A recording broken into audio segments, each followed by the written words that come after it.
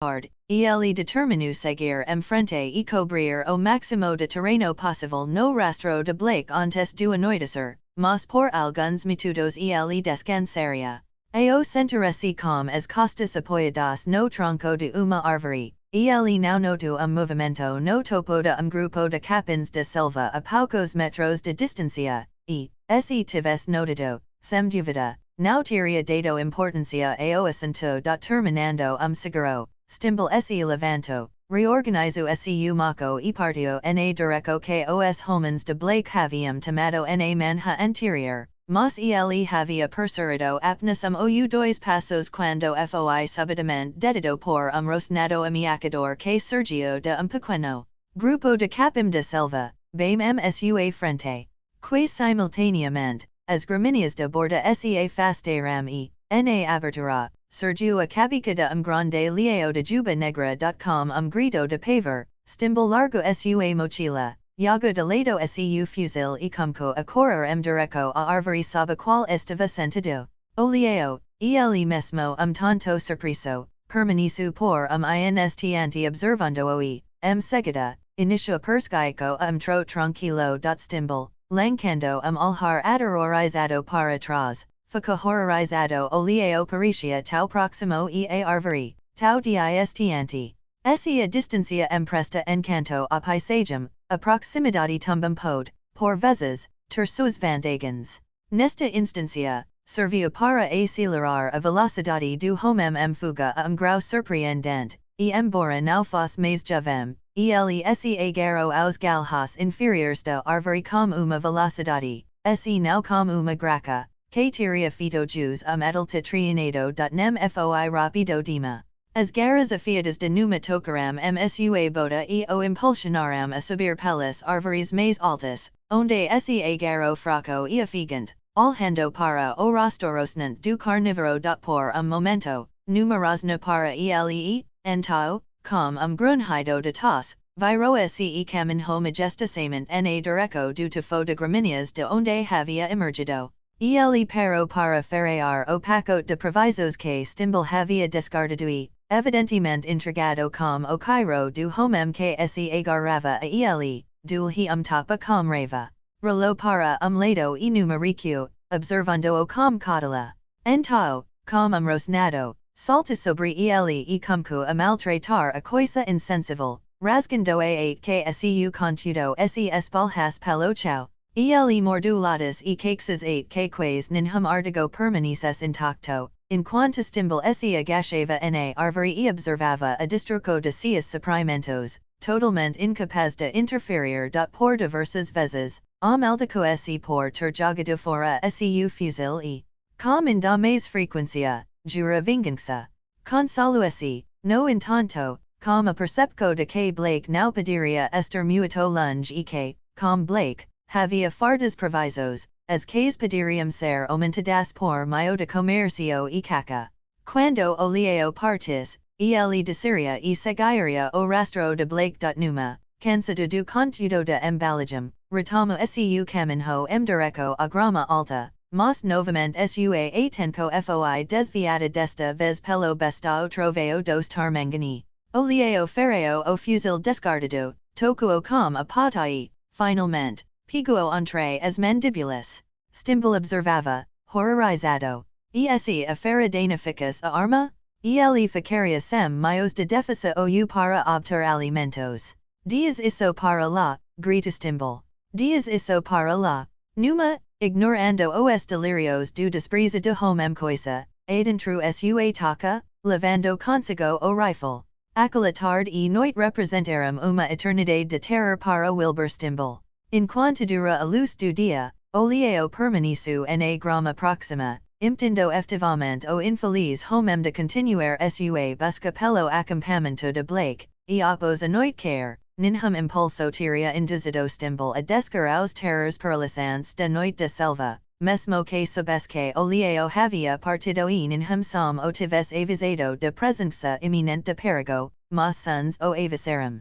Desde pouco depois do anoitecer quase o amanhecer, perfido caos de ovos, rosnados, tosses, grunhidos e latidos surgiu diretamente debaixo dele, pois havia sido realizada uma convenco de todas as bestas horríveis da selva aope da árvore, que parecia, na melhor das hipóteses, santuário extremamente inseguro. Quando a manhã chega, a selva jazia silenciosa e pacifica ao reader, e apenas alona rasgada e as latas bichas testemunhavam, mudas, o banquete das hyenas que havia passado para a história da selva. Numa havia partido, diazando os restos de presa sobre a qual repousara como a pega de resistência do banquete hyenino para o qual Stimbal havia fornecido os aperitivos. Stimbal, tremendo, dissera. Atraves da selva, como os alhas selvagens, assistido com cada som, coria uma figura lastimável de velhis quebrada e aterrorizada. Paucos teriam reconhecido Wilbur Stimbal, de Cortora Stimbal and Company, de Nova York. Capítulo VIIA Cruz a tempestade que havia assolado o safari de Stimbal causou indames estragos nos planos de Jim Blake, alterando, no inestiante de único e ofuscante claro o caso de toda a sua vida. Acompanhado por único negro, que carregava sua câmera e rifle extra. Blake havia se desviado de rota direita de seu safari busca de fotos de leos, pois havia todas as indicações de que os grandes carnívoros poderiam ser encontrados abundância no distrito por onde estavam passando. Era sua intenção seguir paralelamente a rota do corpo principal e reunir-se a ele no acampamento à tarde. O rapaz que o acompanhava era inteligente e engenhoso, a derecho e a velocidade do safari a pé foram mutuamente acertadas e a responsabilidade de levar Blake sair para o acampamento foi diazada inteiramente ao negro. Confiando plenamente no rapaz, Blake não se preocupou com o tempo nem com a derecho, dedicando todas as suas energias à fascinante ocupação de procurar estudos fotográficos. Pouco depois de diazar o safari, Blake e seu acompanhante encontraram uma manada de 7 ou 8 leos, que incluía magnífico macho idoso, uma leoa idosa e 5 ou 6 jovens, variando de maio a totalmente crescentidos. Ao avistaram Blake e seu acompanhante, os leos partiram vagarosamente por uma floresta relativamente aberta, e os homens os seguiram, aguardando pacientemente a feliz coincidência de tempo, luz e agrupamento que proporcionaria ao homem branco a imagem que ele desejava. Na mente do homem negro, estava trocada a rota do safari e sua relação com os mindros de caca. Ele sabia onde que direcos ele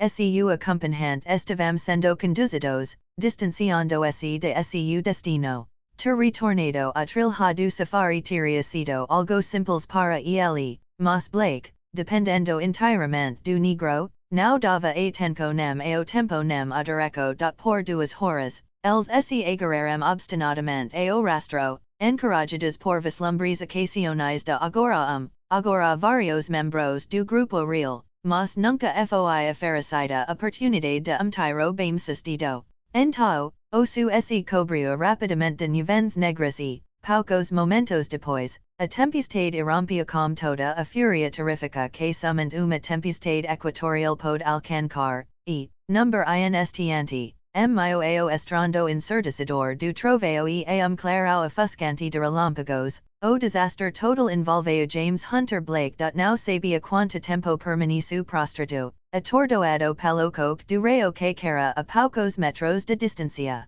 Quando abriu os olhos, a tempestade havia passado e o sol brilhava intensamente através da folhagem da floresta.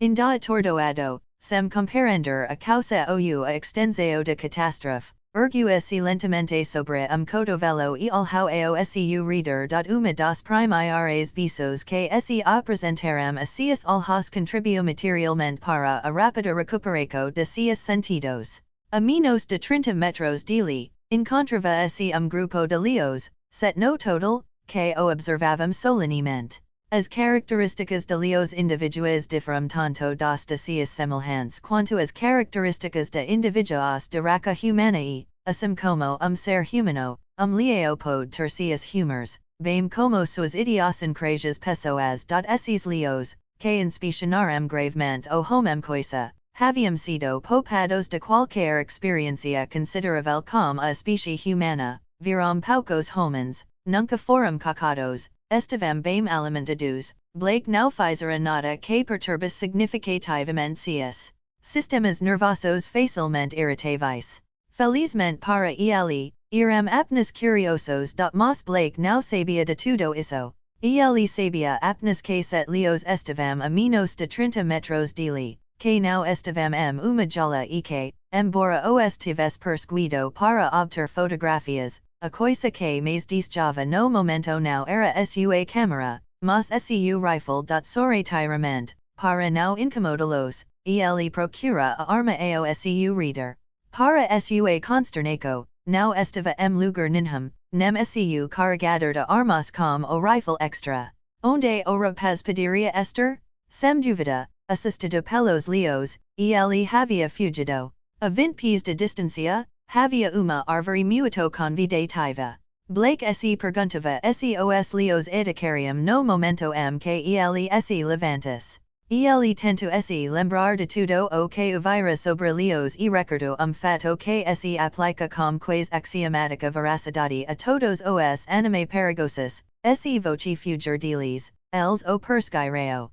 Para alcançar a árvore, seria necessário caminhar quase diretamente direto aos leos. Blake estava dilma, e então dos leos mais jovens se aproximou alguns passos? Isso resolveu a questão no que dizia respeito a Blake, pois quanto mais os leos se aproximavam, menor era sua chance de alcançar a árvore a sua frente, caso eles decidissem impedi-lo. Em meio a uma floresta imensa, inteiramente circundada por árvores, a natureza havia escolhido abate-lo quase no centro de uma clareira natural.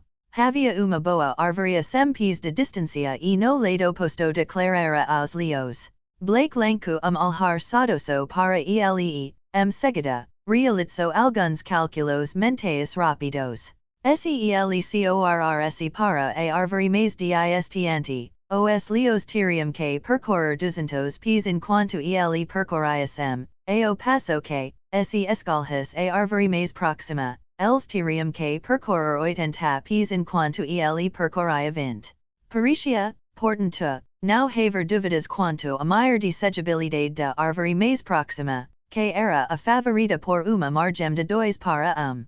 Contudo, parava sobre isso o perigo mental que envolvia correr diretamente para a face de 7 leos. Jim Blake estava sincera, genuína e honestamente assustado, mas, a menos que os leos fossem psicanalistas, jamais teriam imaginado a verdade quando ele começou a caminhar, de forma despretensiosa e lenta, direto a eles e a árvore. A façanha mais difícil que ele já havia realizado residia fazer com que suas pernas se comportassem.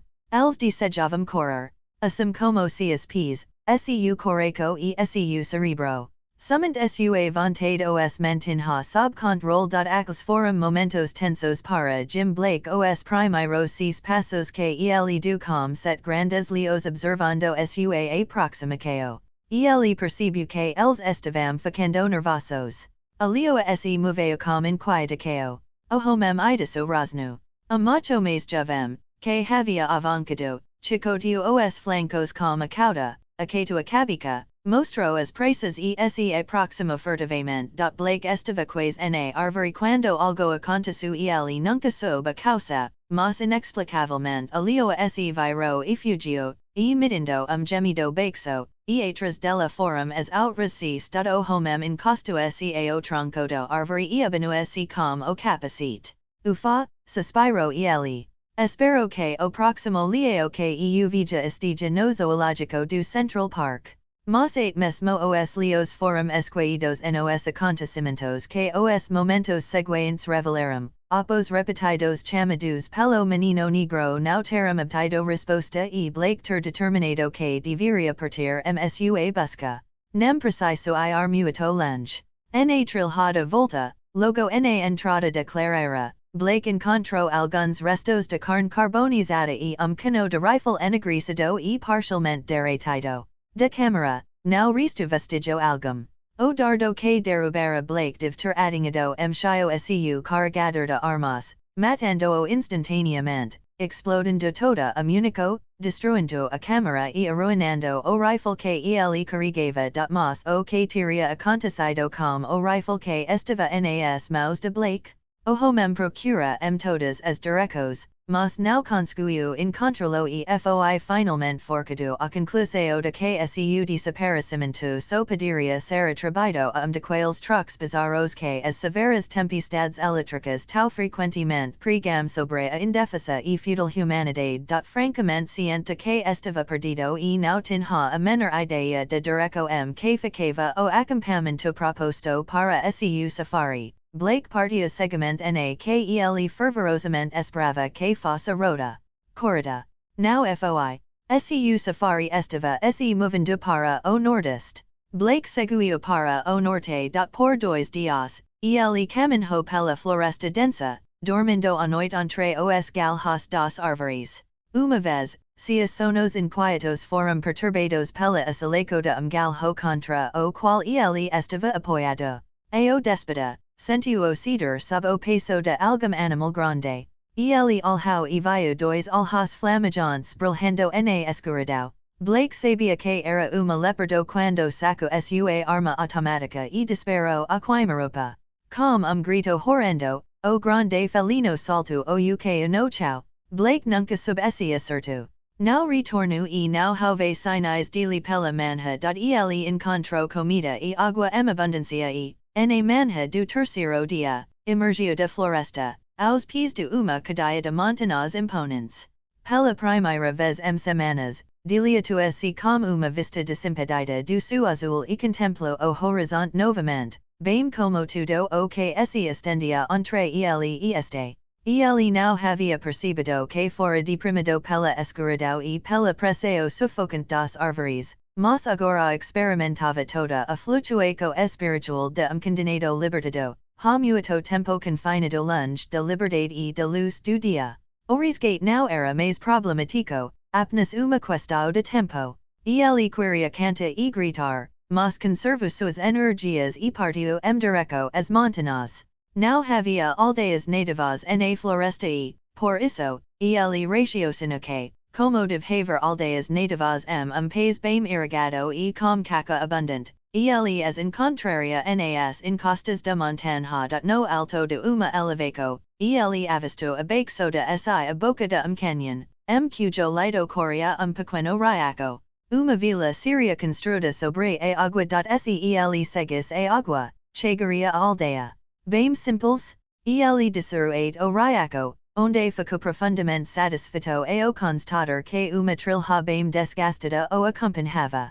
Encorajado pela crença de que breve encontraria nativos e acreditando que não teria dificuldade em alistar seus serviços para auxiliá-lo a realocar seu safari, Blake seguiu o caminho ascendente para o canyon. Ele havia percorrido cerca de 5 km sem descobrir qualquer sinal de habitação quando, uma curva do caminho, encontrou-se ao pé de uma grande cruz branca de proporções enormes. Esculpido calcário, erguia-se diretamente no centro de trilha e elevava-se sobre ele a 60 pés de altura. Desgastado pelo tempo e pelas intempéries, transmitiu uma impressão de grande antiguidade, o que era corroborado pelos vestigios de uma inscrição quase apagada na face de sua base mássica. Blake examinou as letras entalhadas, mas não conseguiu decifrar sua mensagem. Os caracteres pareciam ser de origem inglesa antiga, mas ele descartou tal possibilidade por considerá-la ridícula demais para ser considerada.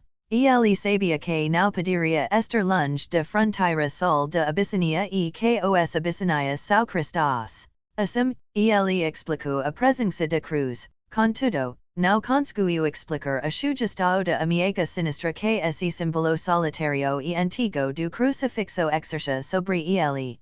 Por que foi isso? O que foi, ali parado, sem língua, envelhecido, parecia convocá-lo a parar, a não se aventurar além, no desconhecido, adverso a retirar-se, mas não, aparentemente, por espírito de bondade e prático, mas sim com arrogância e odio. Com uma risada, Blake dissipou o humor que o havia dominado e prosseguiu, mas, ao pasar pelo grande monolito branco, fez o sinal de cruz, embora não fosse católico. Ele perguntava o que o havia impelido a esse ato incomum, mas não conseguia explicá-lo mais do que conseguia explicar a estranha e misteriosa sugestão de poder e personalidade que parecia emanar da cruz ruínas outracava no caminho e a trilha esse estreito ao passar entre dois enormes rochedos que poderiam ter desabido do topo de Felicia que esse erguia muito acima. As encostas se fechavam agora, próximas, à frente e dois lados. Aparentemente, ele estava próximo à cabeceira do canyon e, no entanto, não havia a menor indicação de uma aldeia.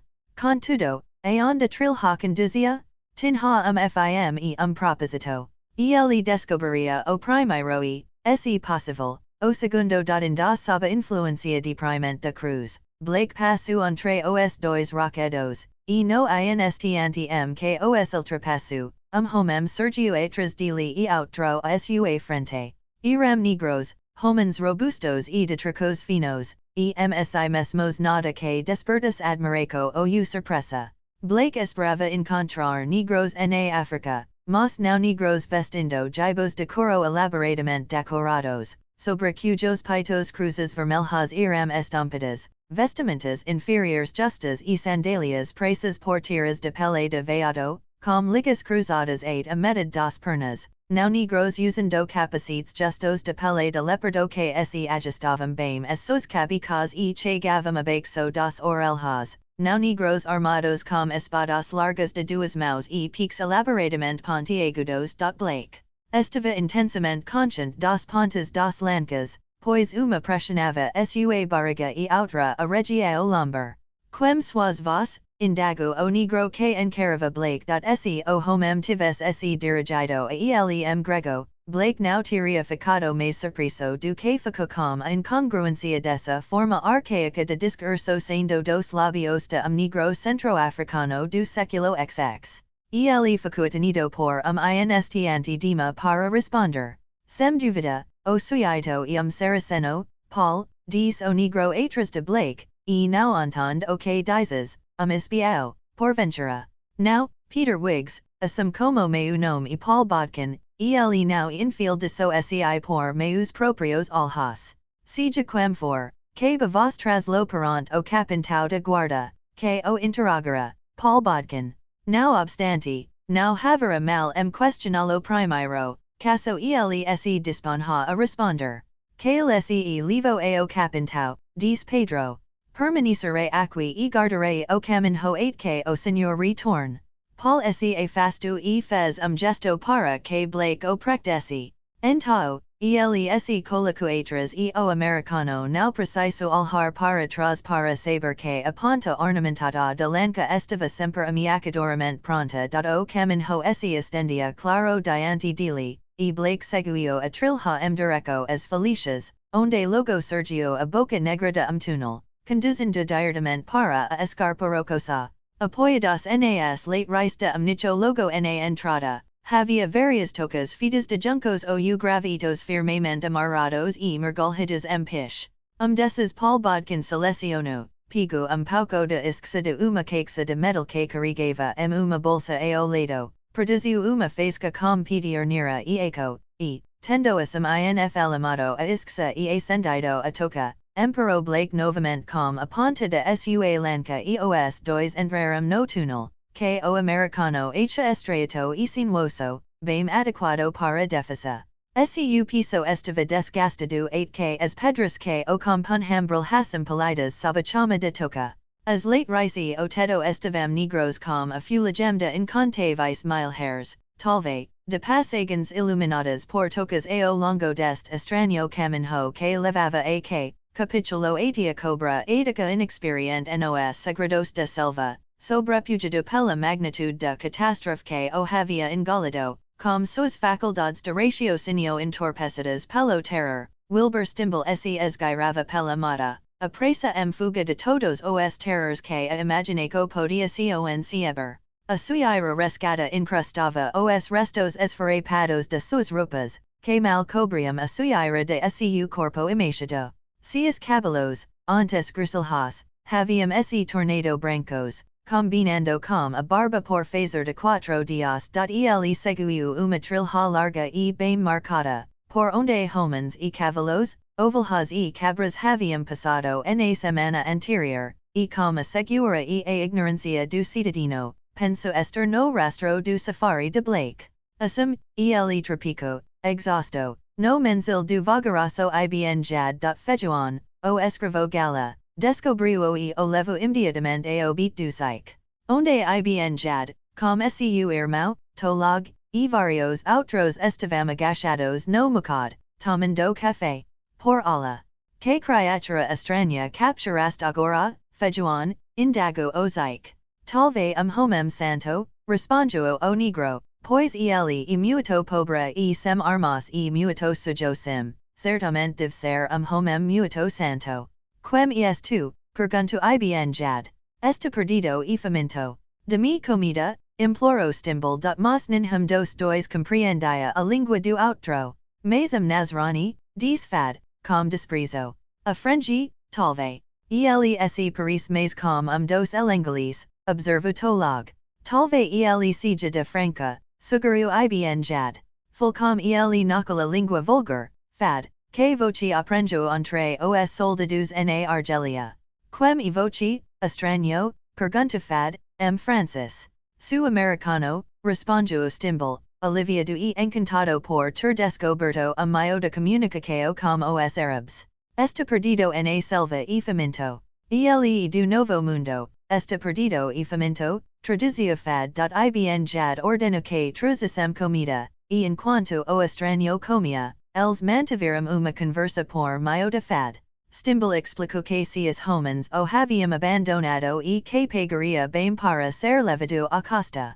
O beduino não desejava ser ainda mais prejudicado pela presença de velho fraco e estava inclinado a mandar de goler Stimbal, como a soluco mais fácil para o problema, mas fad, impressionado com as fanfarronices do homem sobre sua grande riqueza, vislumbrou a possibilidade de uma grande recompensa ou resgate e persuadiu o Zica permitir que Stimbal permanecesse entre eles por algum tempo, permitendo levá-lo para sua própria beat e ser responsável por ele. Ibn jad tiril he matado, Nasrani, diz fad a Stimbal mais tarde, mas fad o salvo. Lembre-se de que, quando chegar o momento de distribuir a recompensa, e lembre-se também de que ibn jad estará tão disposto a modelo amanhã quanto estive hoje, e que sua vida estará sempre nas mãos de fad. Qual o seu valor? Eu o tornarei rico, respondiu Stimbal.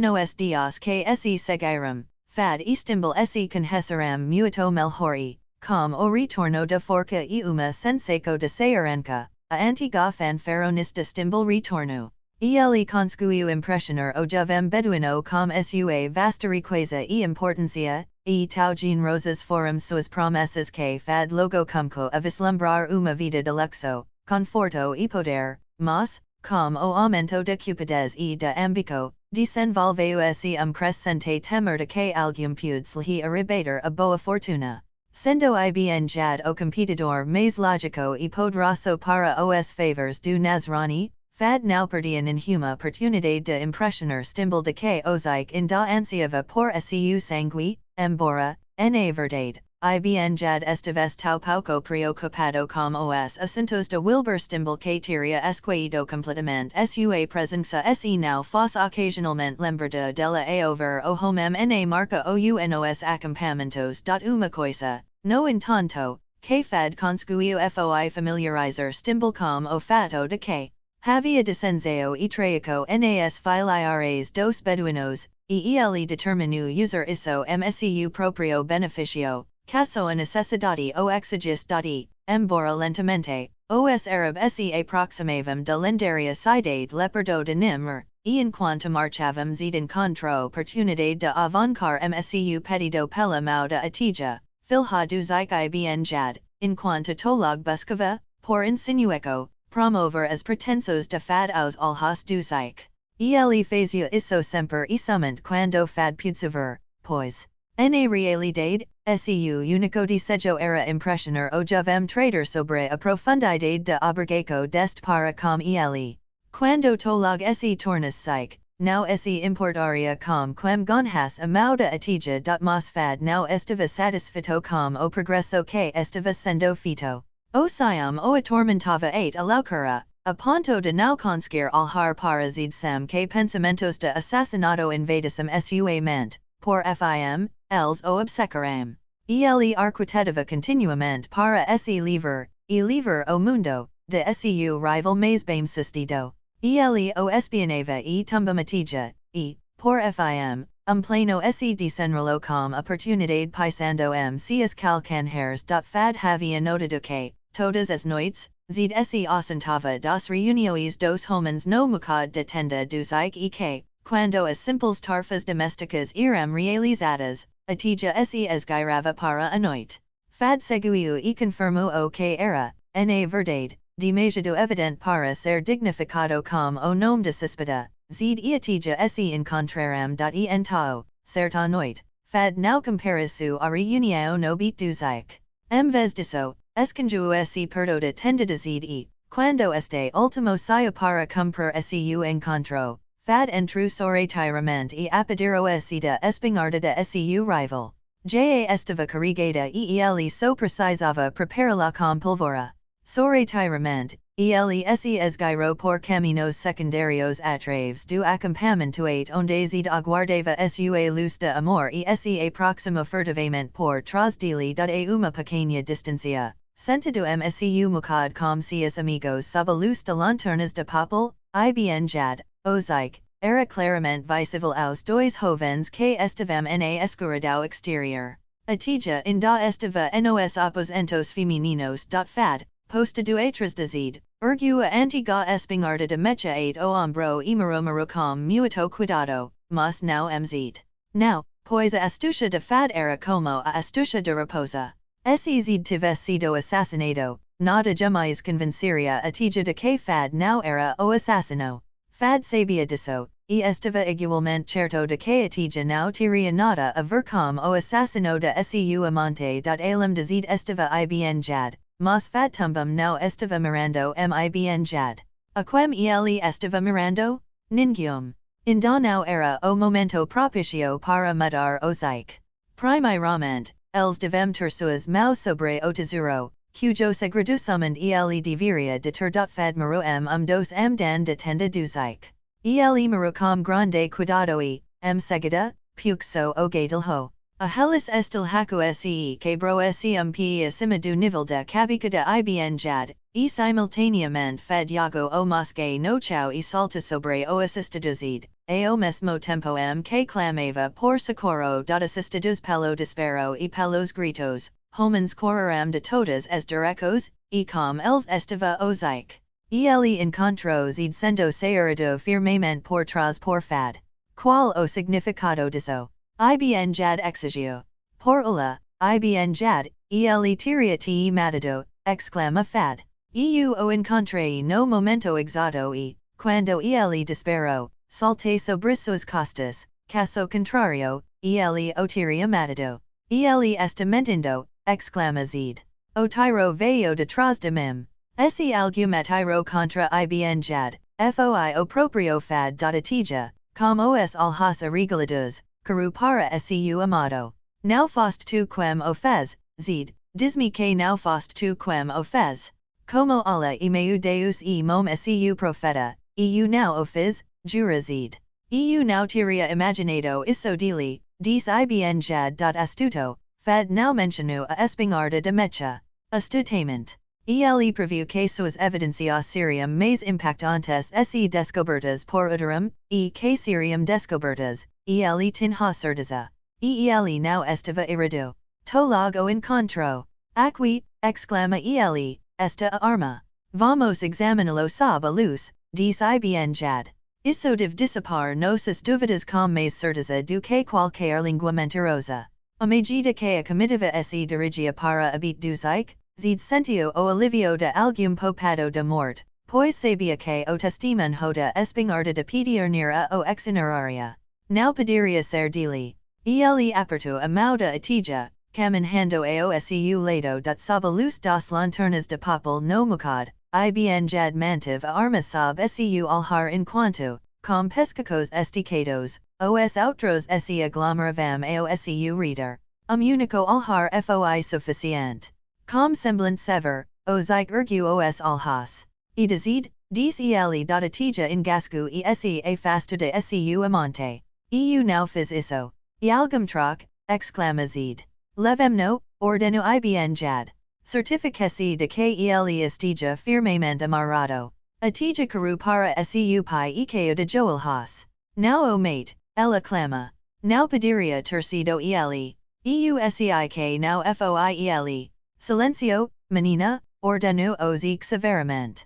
Va para seus aposentos e permanica lá. Levaremzid para sua propria casa e o amararem com sayarenka, e no muka dos os anciaos se sentarem para julgar, enquanto, por trás das cortinas dos aposentos das mulheres, atija escutava.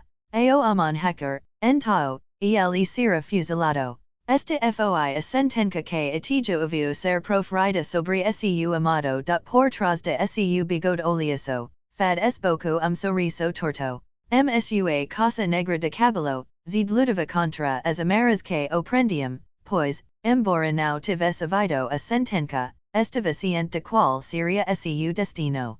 Nos aposentos do harem do Zik ibn jad, a filha do Zik jazia em son e sofrendo. Seus longos cilios estavam malhados de lagrimas, mas sua dor era silenciosa.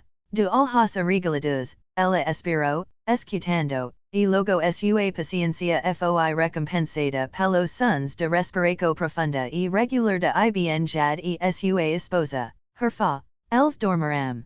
Atija se meixeru.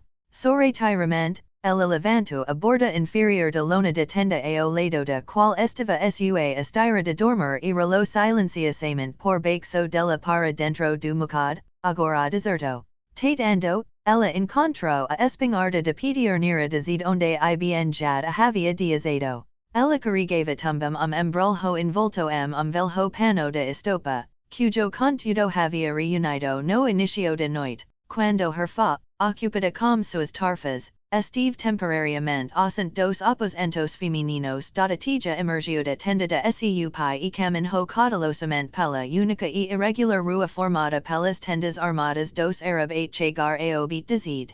Por momento, ela hesitou na abertura, escutando, então entrou suavemente com os pés calcados sandalias. Mas cid, sem sono, lutando com suas amaras, ovio. Quem vem, ele exigiu. SSSH, advertiu a garota. Suiu, atija. Ela se aproximou furtivamente dele. Amado, ele murmura. Com destreza, a moca corto as amaras que prendiam seus pulsos e tornozelos. Truxlhe comida e seu mosque, ela lhe disse. Estas e a liberdade e ute do o resto deves fazer por ti mesmo. Sua igua esta atrelada as outras. Lunch esta o belo el guad. Perigoso e o caminho, mas noite e dia atija rizara a ala para guialo sayarenka.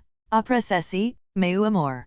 Zida aperta fortemente contra o peito, bejue e desapareçu na noite. Capitulo ix Senhor Richardo Piso do túnel ao longo do qual Paul Bodkin conduzia Blake inclinava se sempre para cima, e era interrompido repetidas vezes por lances de escada que os levavam a níveis cada vez mais altos. Para Blake, o caminho parecia interminável. Mesmo o misterio assistidor do longo túnel não conseguia superar a monotonia de suas paredes imutáveis, que deslizavam silenciosamente para a tenuvisão de toca por breve instante e, com igual silencio, de volta ao esquamento sumeriano atrás, dando lugar a mais parede, invariável e idêntica. Mas, como tudo na vida, o túnel chegou ao fim. Blake vislumbrou pela primeira vez uma pequena mancha de luz distante à frente, e logo seguida saiu para a luz do sol e contemplou amplo vale pontilhado de árvores e belíssimo. Ele se viu sobre uma ampla saliência, ou prateleira, a cerca de 100 pés acima da base da montanha através da qual o túnel havia sido escavado. Havia uma que de livre a sua frente, e a sua direita a plataforma terminava abruptamente a uma distância de 100 pés ou menos. Entao, ele alhau para a escardai cius alhas esse irregularam de espanto atravessando a pratelyra, urgia esse uma solida pared de alvenaria, leideta ambos os lados por grandes torres redondas, perfuradas por longas e estreitas fendas. No centro de muralha, urgia esse imponente portal, fechado por uma grade massica e ricamente trabalhada, atrás da qual Blake avistadores negros fazendo a guarda. Els estavam vestidos precisamente como seus captors, mas portavam grandes machados de batalha, cujas extremidades repousavam no chão. Atenco, a porteira, grita Paul Bodkin. Abra para a guarda externa e prisioneiro. Lentamente, a grade levática se ergueu e Blake e seu captor passaram por baixo. Diretamente dentro do portal e a esquerda, construído na encosta, havia o que evidentemente era uma guarida. Diante dele, vagavam uma vintina de soldados, uniformizados como Paul Bodkin, com a cruz vermelha estampada no peito de cada A uma passada grade de madeira estavam atrelados cavalos ricamente adornados. Cujos belos arias evocavam na memoria de Blake pinturas que ele vira de cavaleiros montados da Inglaterra medieval. Havia tanta irrealidade nos negros estranhamente vestidos, na massica barbaca que guardava o caminho, nos arias dos cavalos, que Blake não era mais capaz de surpresa quando uma das duas portas de guarida se abriu e dela saiu jovem bonito, vestido com uma lorga de malha sobre a qual havia uma sobreveste livre de tecido grosseiro, tingida de purpura.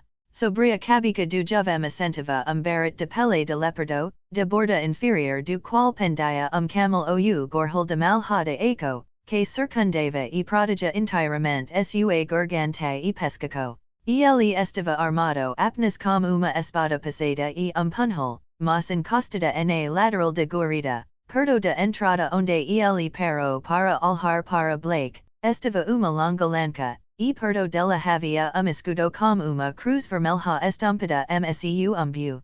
Pelos meus botos, exclama o jovem. O que tens ai, patif. Prisioneiro, e se for do seu agrado, nobre senhor, responde o Paul Bodkin, deferentemente. Saraceno, com certeza, afirmou o jovem. Não, se me permite ousadia, Sir Richard, responde o Paul, mas creio que ele não seja Saraceno. E por quê? Com meus próprios olhos, o six fazer o sinal diante da cruz. Traga o aqui, su patif. Bodkin cutuco Blake nas costas com sua lança, mas o americano mal notou a ofensa, tão ocupada estava sua mente com a luz da verdade que o havia iluminado tão repentinamente. No instante que ele compreendeu a saluco, ele riu interiormente de si mesmo por sua obtusidade. Agora ele compreendia tudo e esses suitos acavam que poderiam enganá-lo, não é? Bem, eles estiveram muito perto de fazê-lo, com certeza. Ele se aproximou rapidamente do jovem e parou, com sorriso levemente sarcástico nos lábios. O outro o encarou com altiva arrogância. De onde vens? Perguntou ele, e o que fazes no vale do sepulcro, vilão? O sorriso de Blake desapareceu de uma aradima. Dias a comédia de lado, rapaz, ele disse arrastando as palavras, msu jeito lento. Onde está o diretor? Diretor? Na verdade, não sei o que o senhor quer dizer. Sim, voce não, retrucou Blake, com fina ironia. Mas dias-me dizer de antemão que set e meu amaze por dia não me farão nada parecido. Pelo sangue de Odin, companheiro. Não compreendo o significado de todas as palavras, mas não aprecio seu tom. Ele soa excessivamente insultuoso para agradar os ouvidos de Richard Montmorency. Seja voce mesmo, aconselhou Blake. Se o diretor não estiver disponível, chame o assistente de direco ou o cinegrafista mesmo o roteirista de continuidade pode ter mais bom senso do que o senhor Paris ter. Ser mesmo? E quem pensas que seria senão Richard Montmorency, nobre cavaleiro de Nimmer? Blake balancou a cabeça desespero, então se volta para os soldados que estavam por perto, ouvindo a conversa. ele imagino que alguns deles estariam saindo com a brincadeira que estava sendo feita com ele, mas vio apenas rostos solenes e serios. Vejam aqui, diz ele, dirigindo-se a Paul Bodkin, ninhum de vocês sabe onde está o diretor. Diretor, repetiu Bodkin, balancando a cabeça. Não ha ninhum nimrasum chamado, nem todo o veil do sepulcro que eu saiba.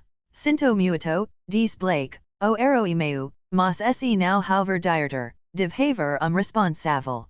Posso vê-lo. Ah, zelador, exclama Bodkin, com o rosto iluminando-se de compreensão. Sir Richard e o guardião. Meu Deus, exclama Blake, voltando-se para o jovem. Pico desculpas, pensei que fosse dos internos. Detentos? De fato, falais uma língua estranha e, no entanto, ela possui o sabor da Inglaterra, respondeu o jovem gravemente. Mas aquele patif está certo su, de fato, hoje o guardião do portão.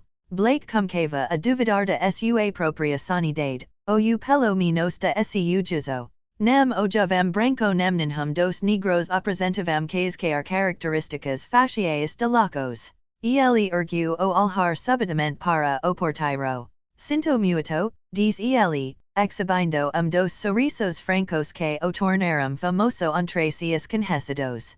Comedi uma indelicadeza, mas tenho estado sob considerável tensão nervosa por muito tempo e, além disso, perdi-me na selva por Dios sem alimentação adequada ou suficiente. Pensei que estivesse tentando pregar-me algum tipo de peca e, bem, não estava com disposição para brincadeiras quando esperava amizade e hospitalidade. Diga-me, onde estou?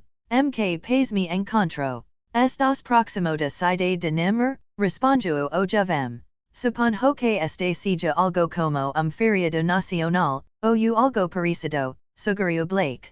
Não o compreendo, respondeu o jovem.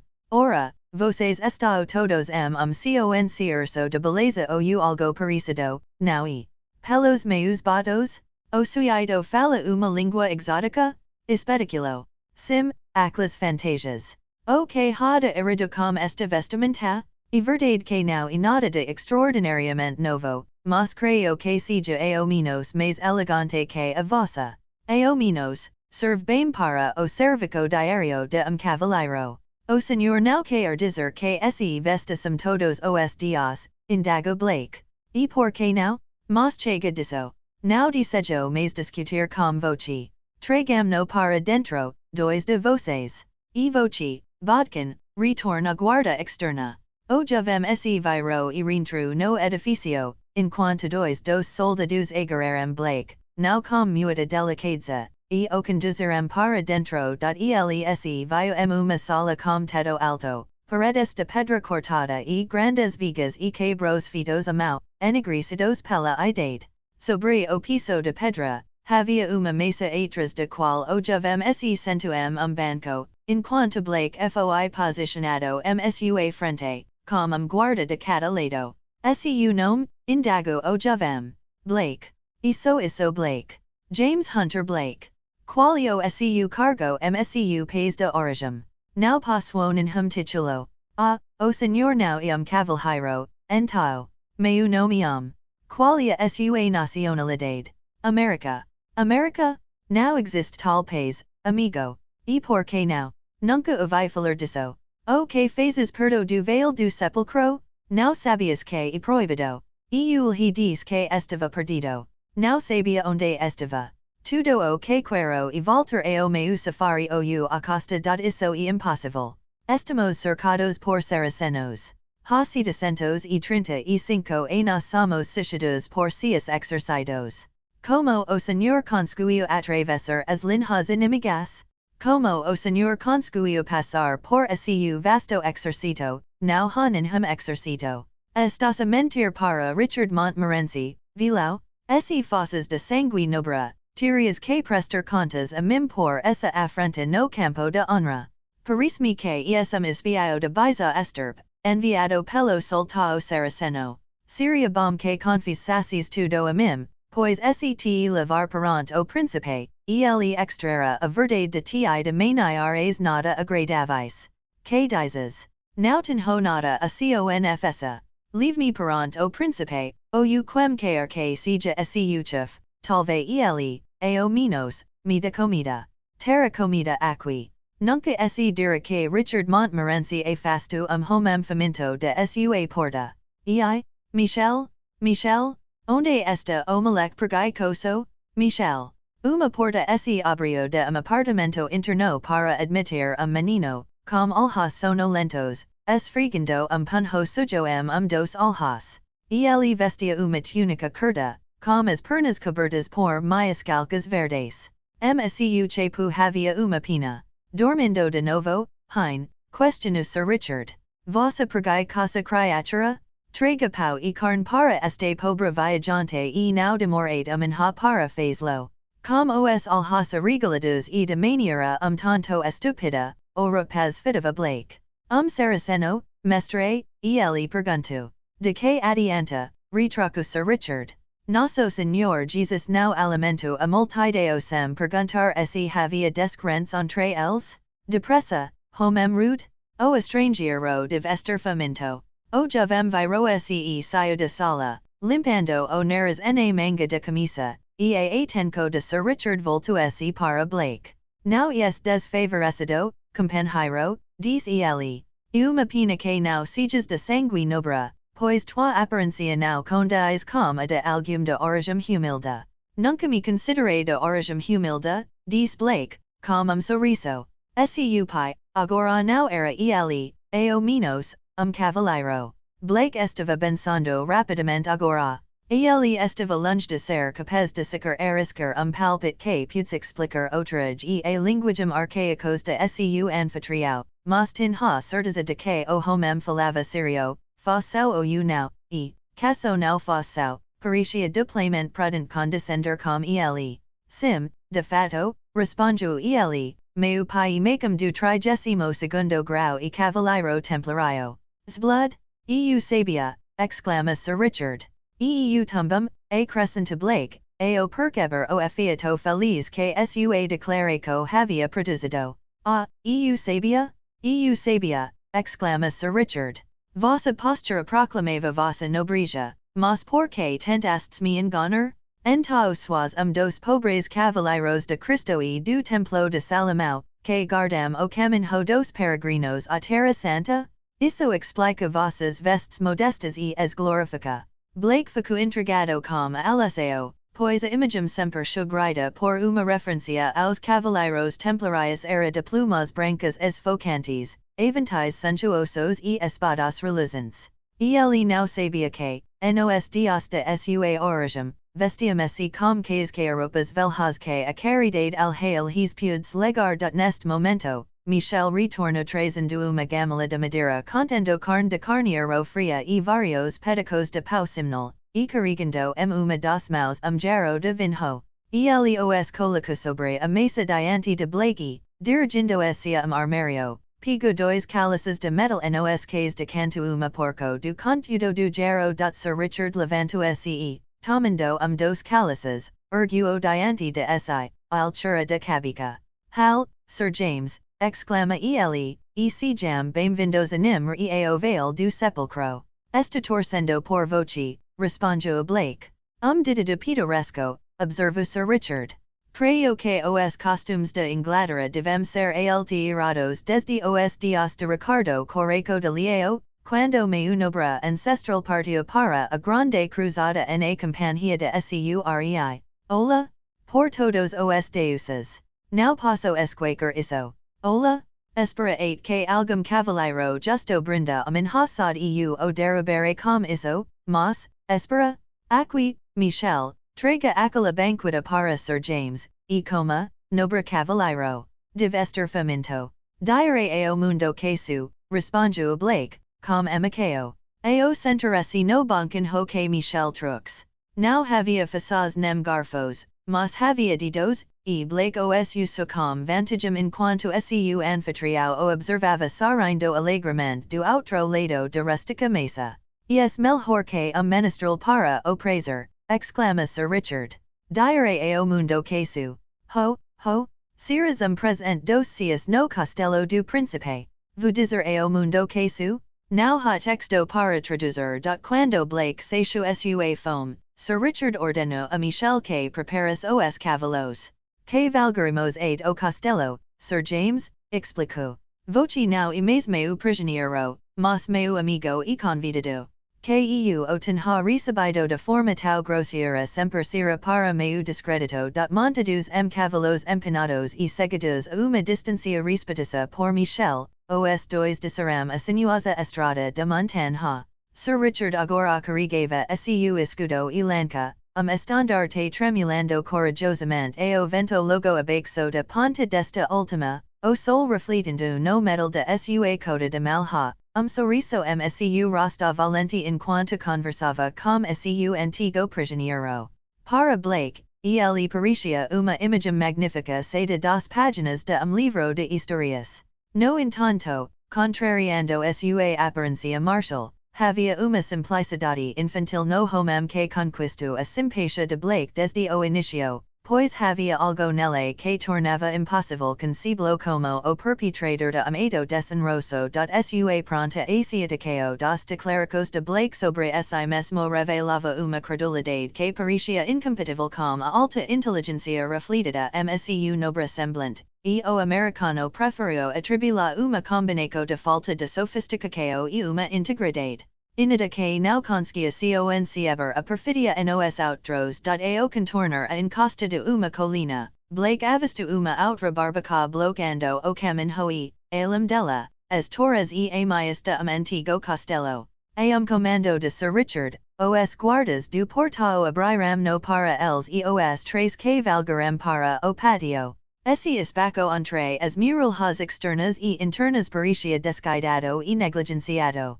Várias árvores antigas floresciam ali, sob a sombra de uma delas, perto do portão externo. Alguns homens de armas se esparamavam, dois dos que estavam envolvidos amigo que se assemelhava as damas aos pés da muralha interna, estendia se fosso largo, cujas águas refletiam as pedras cinzentas da muralha e as antigas vinhas que, crescendo sua face interna, acoroavam, formando uma borda falhusa que, occasionalmente, pendia sobre a face externa. Diretamente enfrente ao baluarte ficava o grande portão na muralha interna, onde uma ponte levadica atravessava o fosso e uma passada grade impedia o acesso ao grande patio do castelo, mas, a uma palavra do Sir Richard, o portão se ergueu e, atravessando a ponte levadica com estrondo, eles entraram a cavalo. Diante dos alhacetanidos de Blake, erguia se imponente castelo de pedra bruta,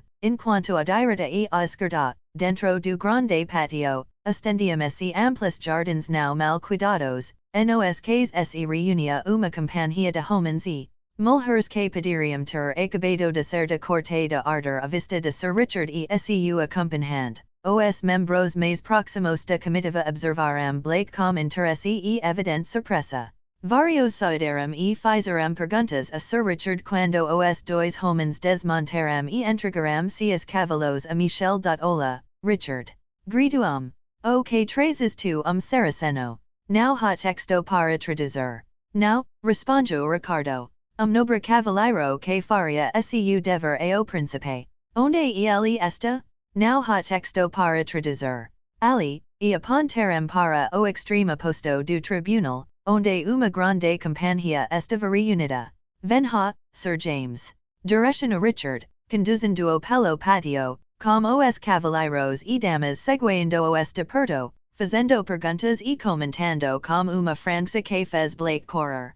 As mulheres elegeram abertamente seus tricôs e porte, enquanto os homens, talvez movidos pela inveja, fizeram comentários desfavoráveis sobre suas vestes sujas e rasgadas e seu corte, para eles, ridículo, e, de fato, o contraste era grande entre suas magníficas dalmáticas de velado ou ciclades, suas calças justas, seus gorros colorados e a camisa desbotada de Blake, suas calças de chicote e suas botas de couro cordoveo, agora sujas, rasgadas e arranhadas. As mulheres estavam tão ricamente vestidas quanto os homens, usando mantos justos de tecido rico, com seus cabelos e ombros cobertos por views delicados de várias cores e frequentemente bordados de forma elaborada. Num desses homens, nem qualquer dos presentes na assembleia que se aproximavam, usava armadura, mas Blake vira cavaleiro com armadura no portao externo e outro no interno, e julga que apenas quando envolvidos de várias militares.